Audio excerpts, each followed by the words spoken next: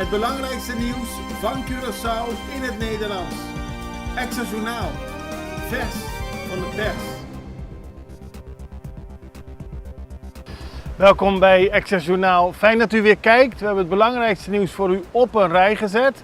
En dat doen we vanaf een bijzondere locatie, want achter mij ziet u het gebouw van het College Financieel Toezicht.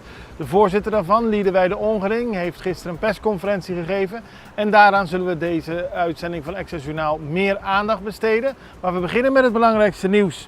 Volgens het CFT gaat het goed met de economie van Curaçao. De problemen binnen de Belastingdienst van Curaçao moeten daadwerkelijk zo spoedig mogelijk worden aangepakt. En ook zijn er meer problemen, onder meer over de begroting. Maar de economie, daar gaat het goed mee. Er zijn cijfers te zien waar Curaçao trots op kan zijn. En dat betekent dat er een begrotingsoverschot is, dat er dus geld te besteden valt. En de voorzitter van het CFT dringt er bij de regering van Curaçao op aan om daadwerkelijk hervormingen door te voeren in onder meer de Belastingdienst en de gezondheidszorg. Curaçao staat niet meer op de grijze lijst en dat heeft het Curaçaose ministerie van Financiën gisteren bekendgemaakt. Het gaat om de lijst van de Europese Unie. Volgens het ministerie van Financiën is Curaçao van deze lijst verwijderd vanwege direct van aanpassingen in de Curaçaose wetgeving. Vorig jaar zijn er namelijk noodzakelijke aanpassingen in de wetgeving doorgevoerd, zodat financiële instellingen verplicht zijn om procedures uit te voeren die de Europese Unie verplicht stelt. Dit is belangrijk voor Curaçao, omdat daarmee mensen makkelijke zaken kunnen doen met ons eiland. Politieke kandidaat opgepakt door politie. De vigilante meldt het vandaag op de voorpagina en het blijkt daadwerkelijk waar te zijn dat een persoon die op de lijst van de PNP staat is opgepakt wegens ontucht. Dat wordt nu onderzocht. Het is iemand niet in de hoogste regionen van de partij, maar het is opmerkelijk dat iemand die zich kandidaat stelt voor de politiek op deze manier nu door de politie is gearresteerd. De zaak wordt verder onderzocht. Stembureau Willy Broders in slechte staat, dat laat Man Pin weten. De partij heeft een video op haar Facebookpagina geplaatst waarin te zien is dat het stembureau nummer 7 van Willy Broders in slechte staat is. Buurtbewoners hadden daarover al geklaagd bij een partijbijeenkomst in de wijk. En er moet echt wel wat gebeuren om dit weer netjes te maken, omdat het niet alleen een stembureau is, maar ook een buurtcentrum. De partij roept op om er daadwerkelijk wat aan te doen. Curaçao kan profiteren van filmakkoord met Canada. Dat werd gisteren bekendgemaakt door TJ Scott en Eloïse van Wikkeren. Zij is voor het ministerie van Economische Ontwikkeling betrokken over de Curaçaose filmsector. En ze kondigde aan dat er een akkoord is gesloten met het Koninkrijk der Nederlanden en Canada, waar Curaçao nog steeds van kan profiteren, waarmee nu niks wordt gedaan. Namelijk dat filmbedrijven in Canada hier kunnen komen opnames maken en op die manier krijgen ze ook nog belastingvoordelen voor Canada. Het is goed voor Canada, maar zeker ook voor Curaçao als er meer grote series en films hier zouden kunnen worden opgenomen. Zo was de boodschap gisteren. Huwelijkszaal in nieuw jasje, Casablanca heet het nu. De huwelijkszaal bij Crunchy in Otrabanda is vernieuwd, is mooier geworden en ziet er echt uit als een droomplek om te gaan trouwen. En bij de opening van deze nieuwe plek, het is een oude plek, maar het is vernieuwd, waren onder meer minister-president Pik Pisas, minister Charlton Hato, minister Charles Cooper en de voorzitter van het parlement aanwezig. Containerkat in goede doen. U kent het verhaal nog. Het was bekend dat er een kat in een container vast had gezeten. Die container was op 11 januari vanuit Nederland naar Curaçao vertrokken. Pas op 7 februari weer geopend. Dus die kat heeft 4 weken zonder eten en drinken gezeten. En nu melden een Nederlandse pers en ook de stichting Kitten Rescue op hun Facebook dat het weer goed gaat met het beestje. Het is nog niet helemaal opgeknapt, maar de kat heeft een nieuwe naam gekregen. En die naam is Wonder, want het is een wonder wat ermee is gebeurd. En het is leuk om te zien dat er nog steeds aandacht voor is. Wij gaan even over naar een break. We zijn zo bij u terug. Extra in Nederland. Van Amsterdam tot Arnhem, van Groningen tot Maastricht, Extra is erbij. Volg Extra Digitaal en blijf op de hoogte van de belangrijkste ontwikkelingen in Nederland. Extra Digitaal is te zien op verschillende platforms en kanalen zoals WhatsApp, YouTube, Facebook, Instagram en ook TikTok. Wilt u ons op de hoogte brengen van een evenement of iets doorgeven? Neem contact op via WhatsApp, e-mail, Facebook of bel gewoon 06 1364 2945. Volg of abonneer je op Extra Digitaal. Klik aan en volg ons.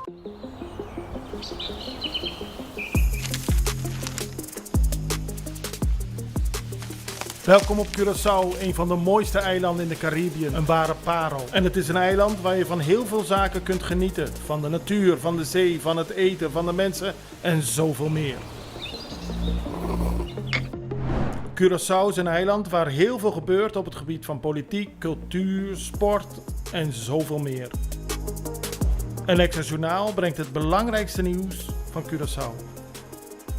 Maar we hebben ook aandacht voor al het nieuws op Bonaire en Aruba en op de bovenwinden, Saba, Sint Maarten en Sint Eustatius.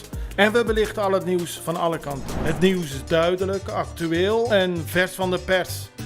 Extra Journaal, elke werkdag op Salto. Op Curaçao zijn we de hele dag bezig met het maken van Extra Journaal. Volg ons op je favoriete Amsterdamse zender, Tauro.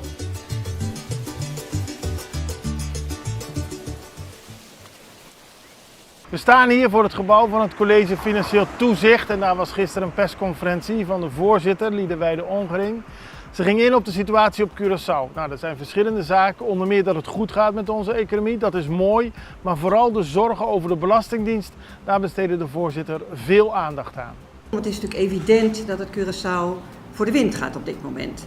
De economische groei is heel voorspoedig. Afgelopen jaar 5,4% geweest en voor dit jaar wordt een groei verwacht van 3,2%. Met die economisch goede vertreksituatie ligt er ook de mogelijkheid voor het land om nu ook daadwerkelijk hervormingen door te voeren. En echt uitvoering te geven aan allerlei plannen die al zo lang op stapel staan. Dus geen nieuwe plannen maken, maar plannen daadwerkelijk tot uitvoer brengen. En dan denk ik met name aan de zorg en de sociale zekerheid. Door de stijgende belasting- en premieinkomsten zie je eigenlijk dat het Schommelfonds op dit moment overschotten vertoont. Dus dat is goed nieuws.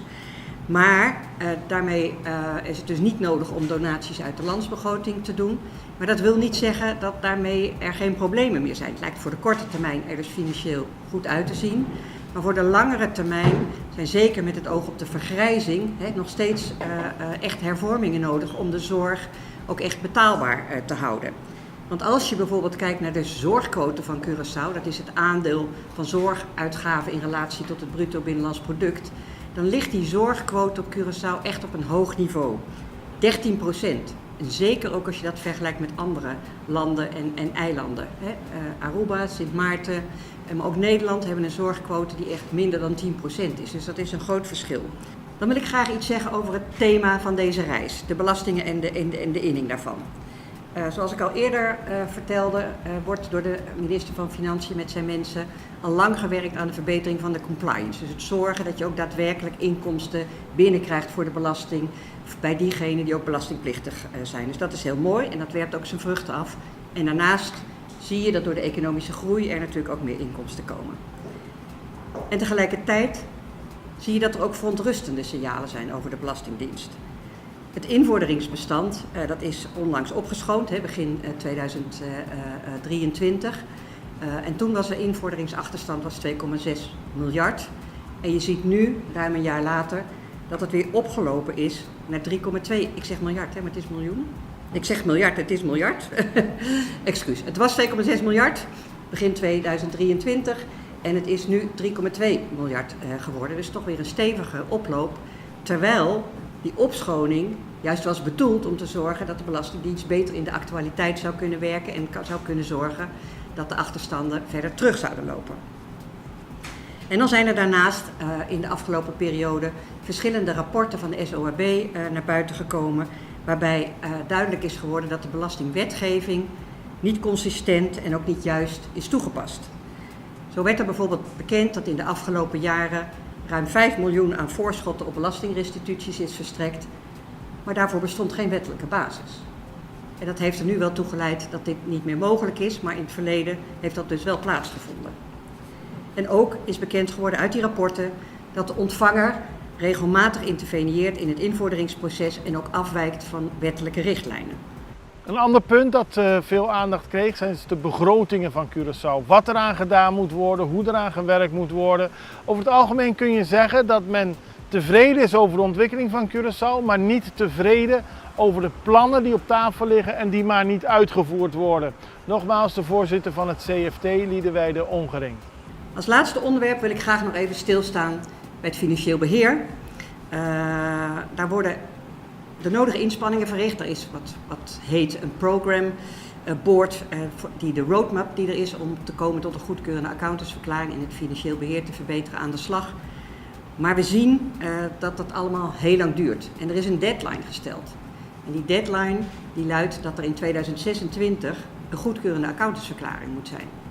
En wij vrezen dat met de aanpak en de enorme berg aan actiepunten die er is, dat die deadline niet gehaald gaat worden.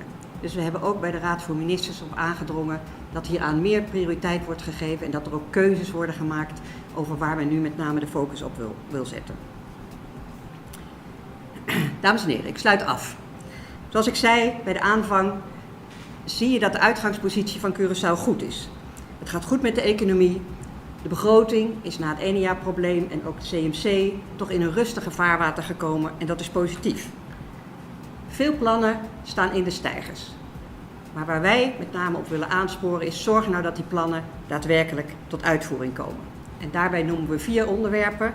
In de eerste plaats pak de resterende begrotingsrisico's aan die ik heb genoemd. De tweede plaats voer duurzame hervormingen door in zorg en sociale zekerheid. Als derde trap op het gaspedaal met die hervormingen van de roadmap om te komen tot de goedkeurende accountantsverklaring. En als laatste, but not least, zorg ervoor dat de problemen bij de Belastingdienst ook echt worden aangepakt. We zien uit naar de wijze waarop de nieuwe regering met de door ons gesignaleerde adviezen om zal gaan. Dan gaan we naar internationaal nieuws, want de Argentijnen bidden voor de gezondheid van paus Franciscus. Argentijnse gelovigen hebben gisteravond gebeden voor de gezondheid van paus Franciscus in zijn geboortewijk in Buenos Aires. In de basiliek San José de Flores, gelegen in het hart van de wijk Flores in Buenos Aires, groeide de paus op. En daar werd door veel mensen gebeden voor de gezondheid van de inmiddels 88-jarige paus, die in Rome is opgenomen met een longontsteking in beide longen. Kort voor de mis vertelde de pastoor dat heel veel mensen de basiliek de afgelopen dagen hebben bezocht om te bidden en de gebedsketens te vormen voor de voormalige aartsbisschop van Buenos Aires. Er is veel bezorgdheid, maar ook vertrouwen in een goede afloop en vertrouwen in de Heer natuurlijk. En daarmee zijn we aan het einde gekomen van deze aflevering van Extra Journaal. We zijn er morgen weer en ik hoop u ook. Allerbeste. Tot ziens. Dag.